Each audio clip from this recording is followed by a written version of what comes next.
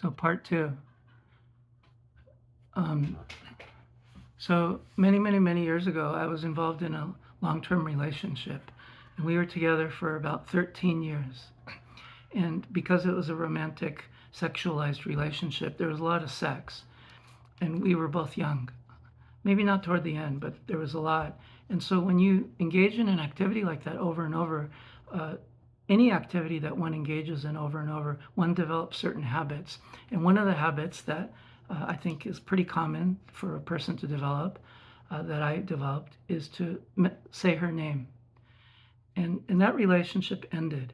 And then eventually I met someone else. Now, in between those two relationships, I wasn't having sex. I was a single guy just sort of living my life outside of a sexualized context.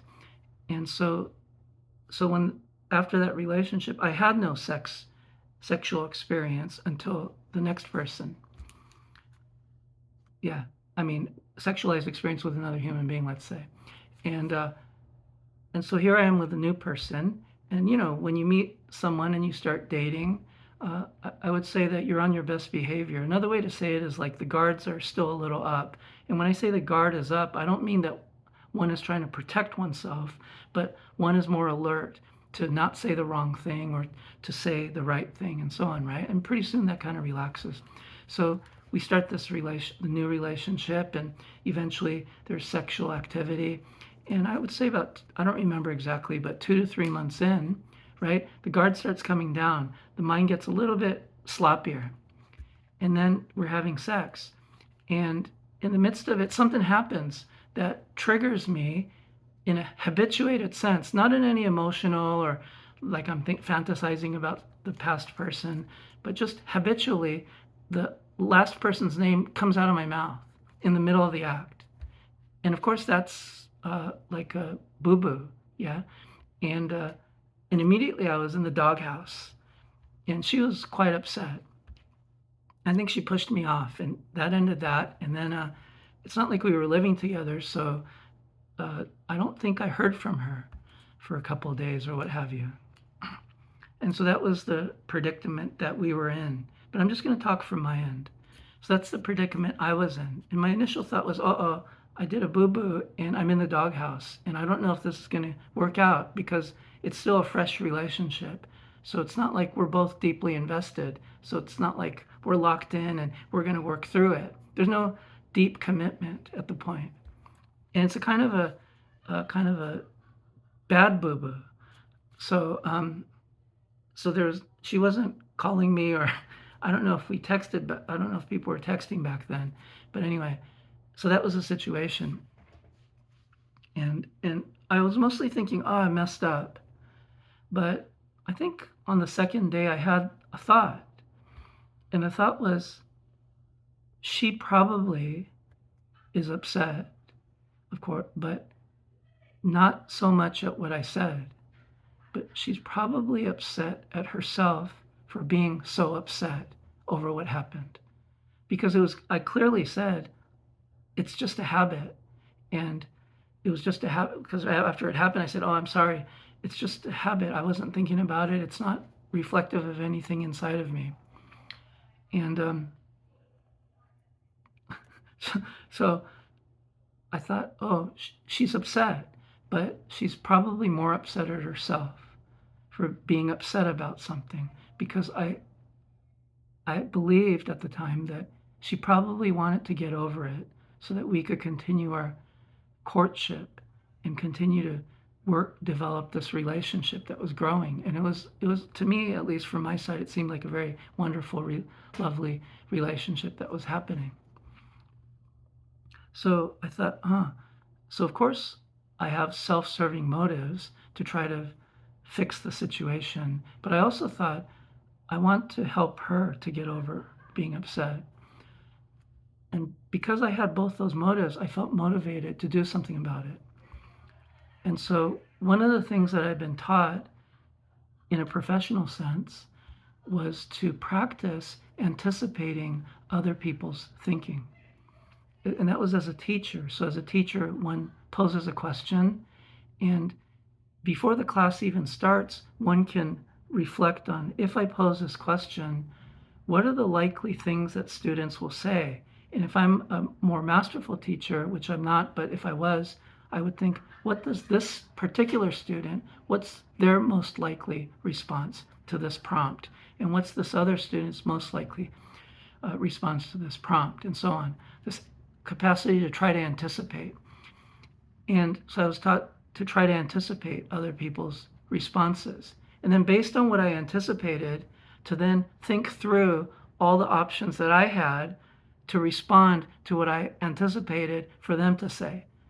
And to be prepared and sort of sift through which of my responses might be productive, which are counterproductive, and then narrow down and then go with that and see and think about carefully about what's the possible outcome. So it's like playing a chess game, a sort of an intellectual, not intellectual, but a conversational chess game, many moves ahead before the conversation starts. And so that was part of my training. And so I thought, I can use this training in this instance because basically the conversation that I could have with her felt like a minefield. It felt like there were so many things I could say wrong that would trigger a lot of bad emotions and a lot of tension and make things worse and escalate things in a negative direction. But if I anticipated her well enough, and I had already had about 2-3 months of interacting with her, which I felt was like enough interaction for me to have enough information about her mental and emotional tendencies to sort of play this mental chess game ahead of time. So I sat down with a bunch of blank pieces of paper and I started taking notes. And I set out, what's the goal? The goal is for us to arrive at a place of understanding, which is that ultimately there is nothing behind me blurting the name of the last person, and that there's something much more important and valuable going on between us, and that I wish that she could just let go of being upset, and so on and so forth. And it would serve her best interests, possibly, if she's interested in continuing this courtship with me. And it would help me too, because I was really into her, and so on. And so I thought, what could I say? So I thought, well, this is a good opening. And then I tried to anticipate everything she said. So it was like it branched out into like 3 to 4 different things she could say. And I thought, based on each of the things that she said, I thought about how could I respond differently. And I came out with 1 or 2 possible responses to each of her potential responses. And so that was my response to her response. So I'll just call that like level 3, right? My first thing I say is level 1, her response is 2, my response is 3. And based on what I said at level 3, and there's like 3 or 4 things that I've said, for each of those, I tried to anticipate how she might respond. And so it was like a tree that's branching out further and further. And so I played this out for like, I don't know, 8, 9, 10 levels. And at that point, it felt like the entire conversation had covered every possible outcome that I could possibly consider. And based on every possible outcome, I tried to find a way to funnel it to this understanding between us. And I had it all mapped out, and I was very clear on it. Now, I didn't memorize everything that I had written across many pages, but I had a pretty good feel for how the different flows of conversation could go. And when I was ready, I think which took about 2-3 days, like I was just spending a couple hours a day just thinking about this, not just writing, but really thinking, and really most of the work was trying to generate as many possible responses as she could come up with. And then when I was ready after 2-3 days of this, I called her and said, hey, I'd like to talk. And I think she said something like, me too.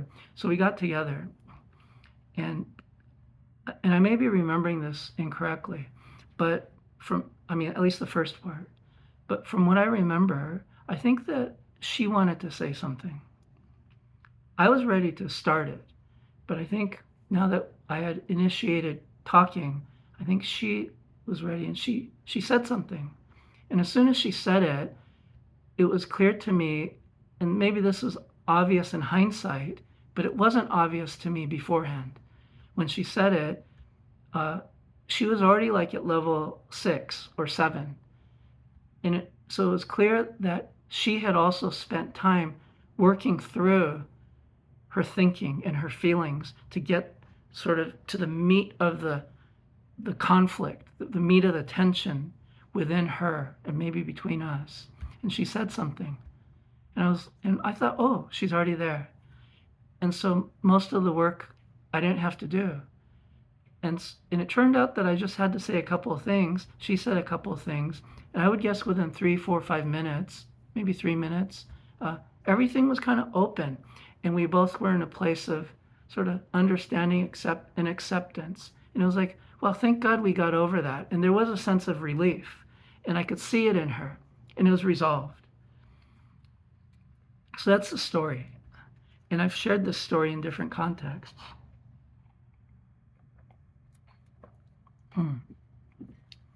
So why am I sharing this story?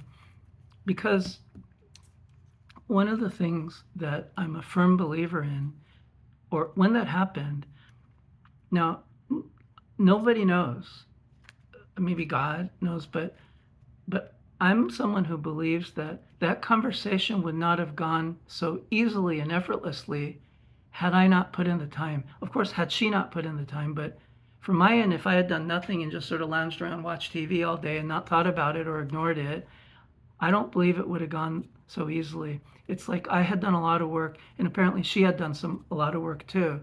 So we had both put in the time. So then the whole thing just kind of unraveled really fast. And I'm guessing that most of you have experienced that phenomena. I've experienced it also in the learning of mathematics. I can't tell you how many times, especially as an undergrad, I would be working on a homework problem or a problem from class, and I'd be spending a lot of time on it, 30 minutes an hour, just on one problem, and I couldn't get it. So I'd go to the professor's office hours, and as I'm blurting out the question, the answer comes to me. And I'm like, oh, I don't know why I'm even here. But it became clear to me that the answer arose because I had put in the time. I had put in this concerted effort. And so there's a quote that I think is related to this. And it's a well-known quote by the German author Goethe, Johann Wolfgang von Goethe. And this is well known. I'm going to read the whole quote. And the quote is, "Until one is committed, there is always hesitancy, the chance to draw back, always ineffectiveness. Concerning all acts of initiative and creation, there is one elementary truth, the ignorance of which kills countless ideas and splendid plans, that the moment one definitely commits oneself, then providence moves too. All sorts of things occur to help one that would never otherwise have occurred. A whole stream of events issues from the decision, raising to one's favor all manner of unforeseen accidents and meetings and material assistance, which no one could have dreamed would come her way. Whatever you can do or dream you can, begin it. Boldness has genius, power, and magic in it." So most of the time, that quote is shortened. But so the main takeaway and how I'm trying to connect that to the story is that if one fully invests oneself, shows up to a task or a challenge, and fully shows up, it's amazing how the unfolding of the challenge many times has an effortless quality. It's almost like it does itself. It takes care of itself, but it only happens because of the full-on commitment. Now, earlier I characterized the full-on commitment as putting in a lot of time and putting in effort. But I happen to think that when we put in a lot of time and put in a lot of effort, what we're doing is we're investing ourselves in it. And we're deepening our investment and increasing our investment. And at some point, that investment might be 60%, 80%. At some point, when it reaches 98, 99, maybe 100% or near 100%, that's when we're committed. And at that, or maybe even 90% is committed, because by the time we're 90% in, there's no getting out of it. Yeah.